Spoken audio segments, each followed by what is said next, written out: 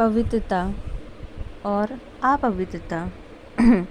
हम लोग ने अभी तक पढ़ा जीवन शैली में आपका पवित्रता क्या होती है। वन गोल के बारे में पढ़ा अभी तक। पवित्रता, उद्देश्य की पवित्रता में एक application one at a time. फिर हम लोगों ने जीवन शैली की पवित्रता कि अपने पवित्रता को मेंटेन करने के लिए आपको अपने को उस तरीके से ढालना होगा। पवित्रता और अपवित्रता क्या होती है। एक बार प्रसन्नता की अवस्था आ जाए तो उसे बिगड़ना नहीं चाहिए। पवित्रता की अवस्था बन जाने पर उसे बिगड़ने नहीं देना चाहिए। लेकिन हमें कैसा पता चलेगा कि आंतरिक पवित्रता के साथ कुछ समझौता हो रहा है। इसके क्या संकेत हैं। कुछ दिन पहले एक बहुत अच्छी किताब में मैंने पढ़ा था, पवित्र अंतःकरण से खरगोश भी शेर की भांति व्यवहार कर सकता है और अपवित्रता अंतःकरण के समझौता करके शेर का व्यवहार भी खरगोश जैसा हो जाएगा। यह मात्र संकेत है जिससे हम हृदय की बिगड़ती हुई पवित्रता के बारे में जान जाते हैं। इस वक्त हम शरीर या आत्मा की शुद्धता के बारे में बात नहीं कर रहे हैं। शरीर चाहे कितना भी शुद्ध क्यों ना हो, नहाया हुआ साफ सुथरा बर्फ की तरह चमकता हुआ शरीर, क्या ये आपके साथ दिव्य लोक जाएगा। शरीर विकसित नहीं हो सकता, उसकी अपनी सीमाएं हैं।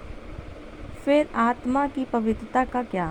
पवित्रता उसकी प्रकृति है, वह अपवित्र नहीं हो सकती। यह विकासशील पथ न ही हमारे शरीर को बदलने वाला है और ना ही आत्मा को। ठीक है, तो हम किस बारे में बात कर रहे हैं। यहाँ हम किस पवित्रता को बनाए रखना चाहते हैं। यह सूक्ष्म शरीर की पवित्रता है जो आत्मा को घेरे रहती है। विशेषकर यह चेतना और हृदय की पवित्रता, उसके फलस्वरूप आत्मा प्रकाशित होगी।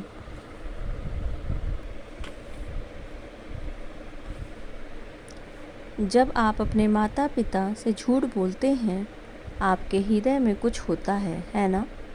संत बनने की कोशिश मत कीजिए। मुझे बताइए, आपने कितनी ही बार झूठ बोला होगा। उस वक्त आपके हृदय में क्या होता है। आप ज़रा अपने हृदय पर गौर कीजिए। आप पाएंगे कि जब आप कुछ गलत कर बैठते हैं तो आपके दिल की धड़कन तेज हो जाती है। पवित्रता बिगड़ने की एक और निशानी यह है कि हृदय में भारीपन आ जाता है और उसके बाद क्या होता है, ग्लानि और पछतावा। आप खुद से नफरत करने लगते हैं। अपने माता पिता के साथ मैं एक ऐसा व्यवहार कैसे कर सकता हूँ।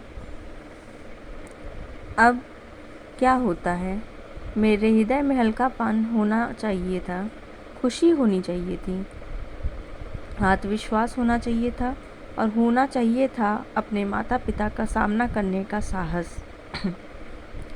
क्योंकि मैंने कोई बेवकूफ़ी नहीं की है।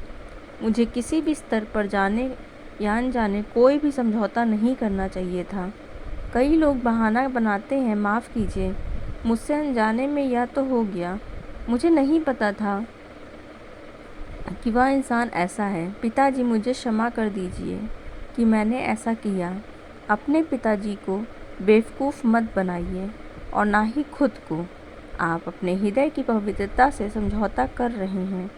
हालांकि शरीर जटिलताएं और अशुद्धियों यहाँ पर दफन हो जाएंगी या आहूत हो जाएंगी, परंतु उनके स्पंदन दूसरे आयाम तक जाएंगे।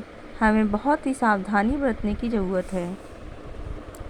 यह सूक्ष्म शरीर की पवित्रता है जो आत्मा को घेरे रहती है। विशेषकर यह पवित्रता चेतन और हृदय की है। अपने फलस्वरूप आत्मा प्रकाशित होगी।